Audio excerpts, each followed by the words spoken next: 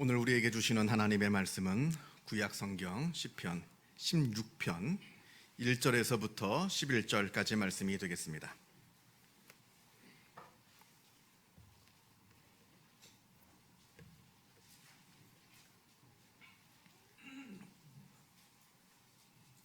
구약 성경 811쪽에 있습니다.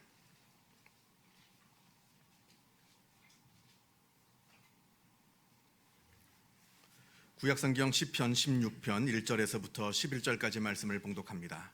이 계시의 말씀을 봉독할 때에 살아계신 하나님의 음성을 다 함께 들으실 수 있기를 바랍니다. 하나님이여 나를 지켜주소서. 내가 주께 피하나이다.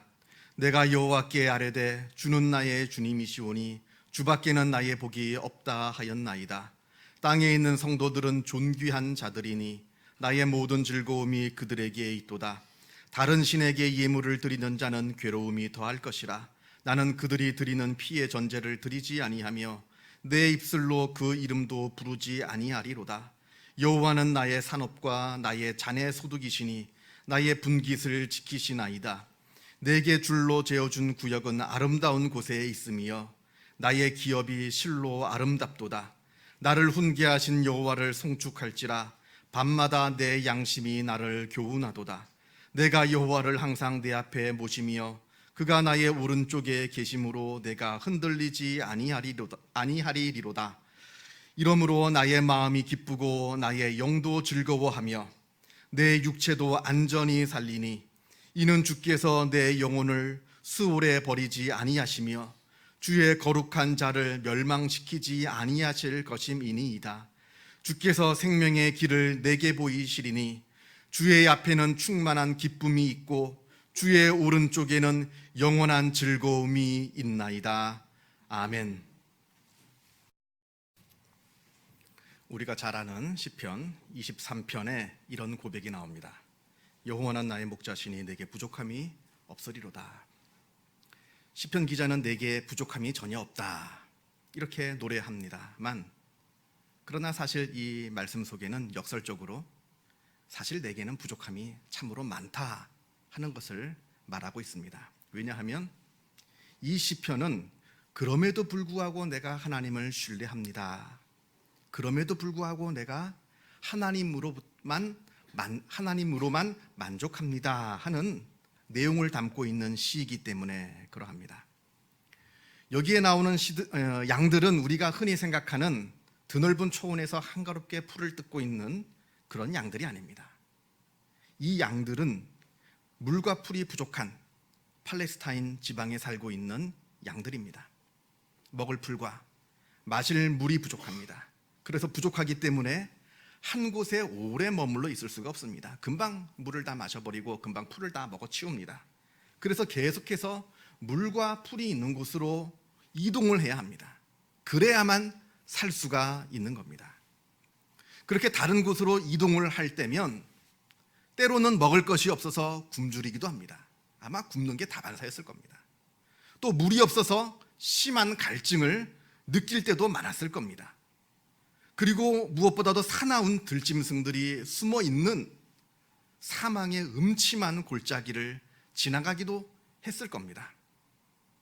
너무나 부족하고 너무나 불안한 삶을 살아갑니다만, 그럼에도 불구하고 내게는 부족함이 없다 이렇게 노래합니다. 그 이유는 단 하나, 하나님께서 나의 목자이시기 때문에 그러하다 합니다. 여호와는 나의 목자시니 내게 부족함이 없으리로다. 지금 내가 풍요롭고 안락한 삶을 살고 있어서 내게 부족함이 없다는 게 아닙니다. 그럼에도 불구하고 하나님을 믿는 겁니다. 하나님을 믿고 신뢰하기 때문에 평안함이 있는 것이고 또한 그곳에 만족함이 있는 겁니다. 그래서 내게 부족함이 없으리로다 이렇게 노래합니다. 우리가 성경을 보면요, 잠언을 보면 특히 도무지 만족할 줄 모르는 사람에 대해서 이렇게 말합니다. 잠언이 뭐라 말하냐면 거머리에게는 두 딸이 있어 다오다오 하느니라. 달라는 겁니다. 다오다오.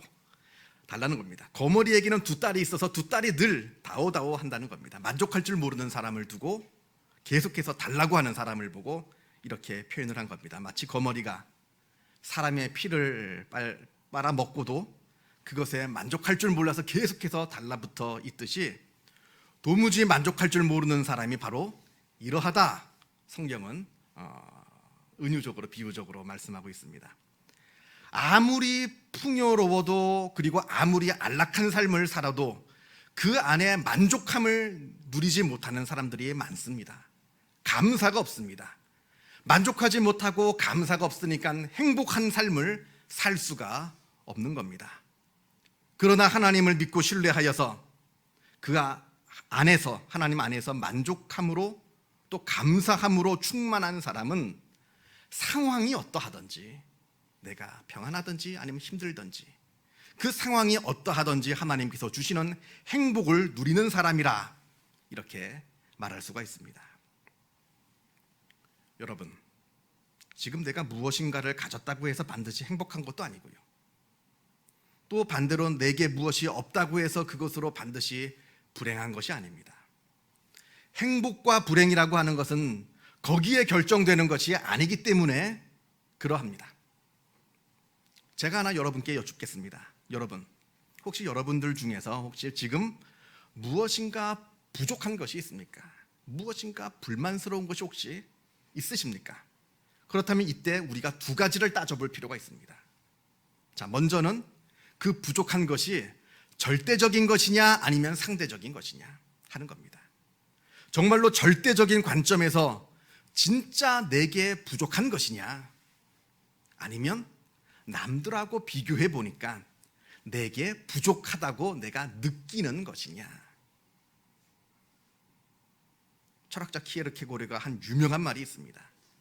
비교는 행복의 끝이요 동시에 불행의 시작이다. 아주 유명한 말입니다. 내가 가진 것을 남들하고 비교하는 순간 그 순간에 내 행복은 완전히 끝장나는 겁니다. 그리고 동시에 불행이 시작되는 겁니다. 이건 아주 진리입니다. 불행이란 내가 가진 것이 없어서 생기는 그런 것이 아닙니다. 나는 이미 많은 것을 갖고 있습니다. 내가 이미 많은 것을 갖고 있음에도 불구하고 내가 가진 것을 내가 보지 못하고 그저 남이 가진 것만 내 눈에 들어온다 한다면 그때 불행해지는 겁니다. 반대로 남이 가진 것은 내가 보지 않고 바라보지 않고 내가 가진 것만 내가 바라볼 때 그때 행복이 우리에게 찾아온다 하는 겁니다. 그래서 남 볼 거 없습니다. 나만 바라보면 됩니다. 내가 갖고 있는 것이 얼마나 큰가, 내가 갖고 있는 것이 얼마나 소중한가 이것만 바라보면 됩니다. 이게 바로 첫 번째고요. 두 번째 우리가 물어봐야 될 게 한 가지 있습니다. 두 번째는 내게 부족한 것이 있는데 그 부족한 것이 결국 나에게 독이 되느냐 아니면 그것이 오히려 나에게 약이 되느냐 하는 것을 물어봐야 한다 하는 겁니다. 지금 나에게 부족한 것으로 말미암아 내가 죽게 되었느냐 아니면 그 부족한 것 덕분에 오히려 내가 살게 되었느냐 한번 따져보아야 한다는 겁니다. 냉정하게, 솔직하게. 우리가 구약성경 여호수아 17장을 보게 되면 이스라엘 백성들이 가나안 땅을 다 정복한 후에 각 지파별로 그 땅들을 분할하는 그러한 장면이 나옵니다. 그 중에 에브라임 지파와 므낫세 지파에게 땅을 주는데 이 두 지파에게 두 지파만큼의 땅을 주지 않고 한 지파만큼의 땅만 주는 겁니다. 사실 이 두 지파가 원래 하나였거든요. 원래는 요셉 지파였는데 이 요셉 지파가 수가 늘어나고 강해지니까 장남 므낫세 그리고 차남 에브라임 이 두 지파가 이제 갈라서 서로 독립을 하게 된 겁니다. 그런데 아무리 그렇다 하더라도 그건 옛날 얘기고 지금은 엄연히 서로 다른 완전히 독립되어 있는 두 지파임에도 불구하고 이 두 지파에게 한 지파만큼의 땅만 주니까 이 일 때문에 여호수아를 찾아간 겁니다. 땅을 좀 더 달라 우리에게. 땅을 좀 더 달라 이렇게 요구합니다. 그러니까 여호수아가 그 말을 듣고 하는 말이 땅이 모자라면 산으로 올라가서 개척하라 하는 겁니다. 땅이 모자라면 가만히 있지 말고 지금 당장 산속으로 가서 산속에 숨어 들어가 있는 가나안 사람들을 다 몰아내고 그 땅을 차지하라는 겁니다. 사실 이때 가나안 땅을 다 정복하긴 했습니다만 아직도 많은 가나안 사람들이, 가나안 족속들이 곳곳에 숨어 들어가서 거기에서 근거지를 만들고 이스라엘과 계속해서 싸움을 벌이고 있는 중이었던 겁니다. 만약에 이때 에브라임 지파하고 므낫세 지파에게 넉넉한 땅을 주었다라고 한다면 그냥 자기가 받은 그 땅에 안주하고 주저앉았을 겁니다. 그런데 땅이 부족하니까 산속에 숨어 들어간 가나안 사람들을 몰아내고 그 땅을 차지한 겁니다. 만약에 넉넉한 땅을 받았다고 한다면 자기들의 땅에 안주하느라고 가나안 땅을 완전하게 정복할 수가 없었을 겁니다만 오히려 땅을 적게 분할받았기에 그 부족한 것을 메우고자 더 열심히 가나안 땅을 정복했다는 것을 성경은 우리에게 말씀하고 있습니다. 그런 의미에서 부족했던 것이 이스라엘 사람들에게 독이 된 것이 아니라 오히려 약이 되었다, 이렇게 말할 수가 있습니다. 우리가 흔히 필요는 발명의 어머니라 말을 하는데 마찬가지로 부족함은 성장함의 어머니가 되기도 합니다.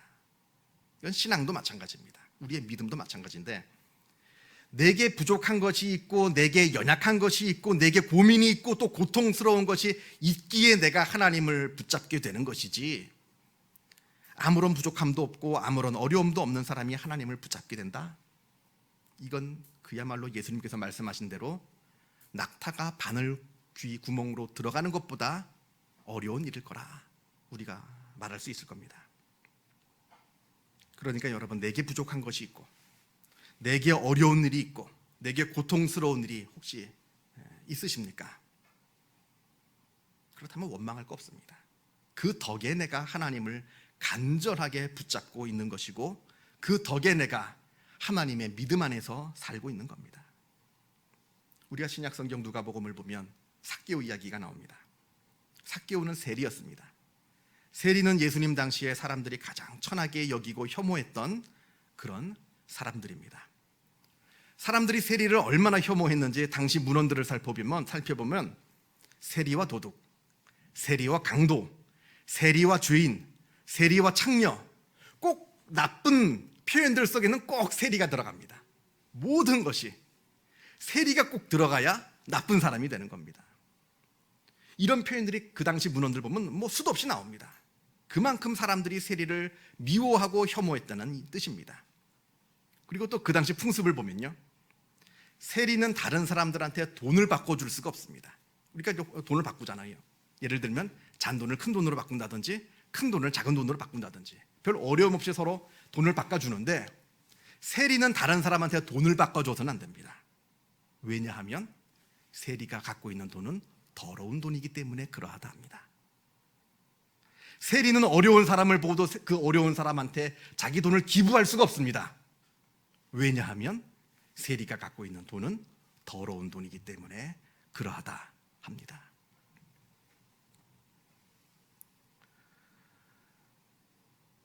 그런데 이 세리 삭개오가 예수님을 만나고 믿게 됩니다. 이 세리 삭개오가 예수님을 믿을 수 있었던 것은 역설적이게도 자기가 더러운 죄인이라는 것을 알았기 때문에 그러했습니다. 나는 죄인으로소이다 하는 영적인 열등감, 그리고 사람들이 나를 더러운 죄인이라 손가락질하는 이 사회적인 열등감이 오히려 예수님을 만나고 예수님을 믿게 한 원동력이었다 하는 겁니다. 이와 반대로 이 당시 사람들한테 존경을 받았던 바리새인들이나 제사장들, 아주 영적인 우월감을 갖고 있는 사람들, 그리고 사회적인 우월감에 사로잡혀 있는 사람들은 예수님을 믿기는커녕 오히려 예수님을 십자가에 못 박는 죄를 저지르고 말았다는 것을 우리가 성경을 통해서 배워야 합니다. 그러니까 내게 부족한 것이 오히려 나를 살리는 겁니다. 내게 부족한 것이 나를 죽이는 것이 아니라 내게 부족한 것이 나를 살리는 것이다 라고 하는 것을 우리가 잊지 말아야 합니다. 오늘 본문 말씀, 우리가 시편 16편 말씀을 보았습니다. 오늘 본문 말씀 6절 말씀에 이런 말씀이 나옵니다.